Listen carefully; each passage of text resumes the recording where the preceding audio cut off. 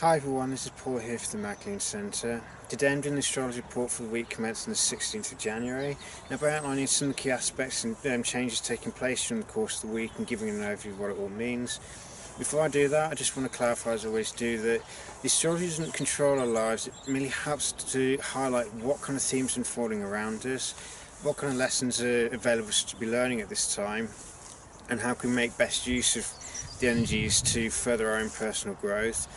But for anything to actually change, we have to take personal responsibility for our own actions. We have to choose to embrace the process. It's not forced upon us.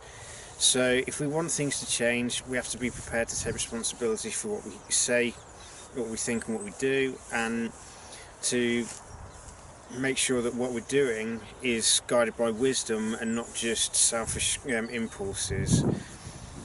Now in terms of the aspects this week, I'll do a quick run through. So we've got, to begin with the moon, we start with her in Taurus. So this is a time where we may feel that need to kind of connect with nature, to get more grounded, to be more grounded in our physical bodies. On Thursday she enters Gemini, so this is a time where we may feel that need to kind of work on our communication, to both speaking and listening. It's also reaching out and socialising with people. On Saturday she'll enter her home sign of Cancer, so this is a time where we may feel that need to spend more time at home, or to get in touch with our own emotions and to work on self-nurturing. Before on Monday the moon will enter Leo, so this is a time for kind of expressing ourselves, getting in touch with our creativity. And on the same day we're going to have the lunar eclipse in Leo, which I'll talk about in a separate video. The rest of the aspects this week, we have the Sun conjunct the South Node on Thursday, so this is kind of a time of highlighting some of the Capricornian tendencies that we need to let go of, or to transform through embracing the opposition with Cancer and where the North Node is. So it's learning to shine a light on issues where we have a tendency to try and do things to gain other people's respect rather than doing it because it's right for who we are, where we seek to control things, or where we try to take responsibility for things which aren't ours to take responsibility for, or trying to do something before we know if it's the right fit for us. And it's learning to kind of open up to ourselves again, reconnect with our emotion, with our feelings as it were, so that we're in connection or in touch with our internal barometer of well-being that indicates whether what we're doing is right for who we are or not. On Friday we have Mercury will be exactly conjunct Pluto, so this gives us an opportunity to transform our minds through observing or recognising where there's old obsessive thought patterns that are still driving certain behaviours, and having the courage to acknowledge them and let them go. On the same day, Venus is going to trine Mars, and so Venus in Sagittarius trying to Mars in Aries, so Mars is the stronger of the two, being in his home sign. This brings us an opportunity to try and integrate the masculine and feminine energies within us, so rather than them clashing with one another or polarising it, so we project one side of our being onto people of the opposite sex, and so that we then try and achieve that balance to other people. It's bringing it inside ourselves. So for men it's about getting in touch with the feminine energies within us, and for women it's getting in touch with the inner masculine, so we achieve that internal balance, which then allows more healthy relationships to be fostered. We have on Saturday Uranus, the Sun's going to be sextile to Chiron in Pisces and square to Uranus in Aries. So the sextile to Chiron brings us an opportunity to see where do we base our sense of identity on our old wounds. So where do we gain a sense of self through the wounds of disconnection we've held on to. So, and also it's an opportunity to shine a light on where do we still have addictive tendencies, where do we feel disconnected, and where do we struggle to feel that authentic connection with one another, to the point that we rely on substitutes, like it could be, for some people it could be alcohol, it could be drugs, for some it's codependency, for some it's excessive sleeping or overeating to try and feel nurture ourselves that way. And it's having the courage to recognise these and learn to embrace unconditional love for ourselves in order to heal that. Well, the square to Uranus is about and recognising where we actually need to embrace change, or where our sense of identity needs to undergo a transformation, because who we think we are and who we actually are actually two different things, or there's deeper levels of the self that we haven't explored or we haven't tapped into, that we have an opportunity to do it. But it requires that we be prepared to take action and make changes in our lives in alignment with the insights that we get. It doesn't happen on its own. On Sunday, the sun is going to enter Aquarius, so this is obviously a key change in the overall themes. So with Saturn, it's been about developing personal integrity, it's developing our own gifts to the highest expression, and it's also developing qualities like self-control, self-discipline, patience, perseverance, and resilience in the face of difficulty, that enable us to pursue goals in the face of any kind of adversity, also allow us to stay true to ourselves rather than being seduced into an easier path that promises success but not fulfillment. So with the sun moving into Aquarius, this is a time for sharing the gifts that we have, sharing the knowledge and wisdom that we've gained through personal experience with the communities that we're a part of, and seeking to recognise that for us to grow any further, we have to then acknowledge that we're part of a greater whole. So what we do has a bearing on the health of the whole. So if we have gifts that can help uplift other people and can improve the well-being of the community or uplift humanity as a whole, then it's important that we do this. How many people actually recognise what we're doing is kind of by the by. If what we're doing is done with the spirit of love, it's done with the spirit of understanding that what we do to others we do unto ourselves. So if we seek to help lift the community up, we benefit through strengthening the health of the community, strengthening the health of the whole,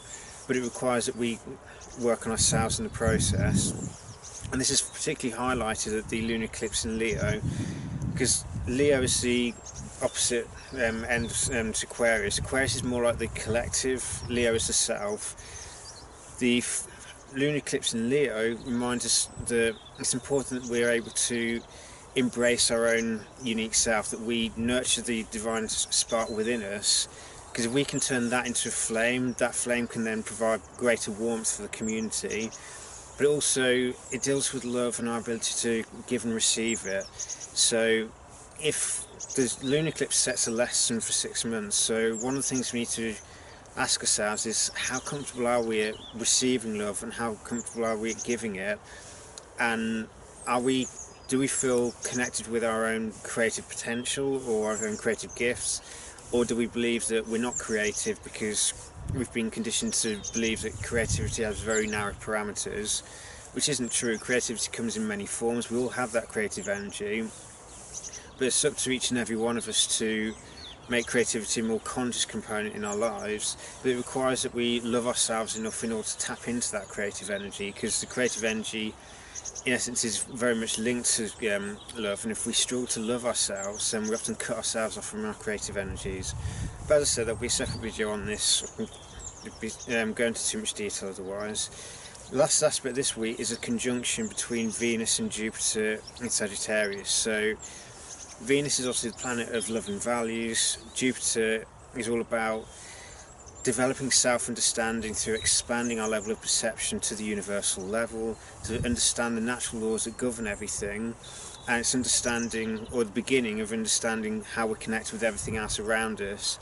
So Venus conjunct Jupiter is an opportunity for us to achieve a more expansive kind of love, a more broad-based and tolerant mindset that allows us to see things from a broader perspective. It allows us to kind of rise above the petty side of situations, and rather than judging it or getting involved, as it were, it's learning to rise above the need to be petty about things, and instead be more kind and tolerant towards one another, to offer unconditional love and understanding to one another rather than judgment and a moralistic attitude of self-righteousness, because self-righteousness or any kind of judgmental attitude cuts us off from loving other people properly, and it inevitably causes barriers to go up between people. So it's a reminder that if we can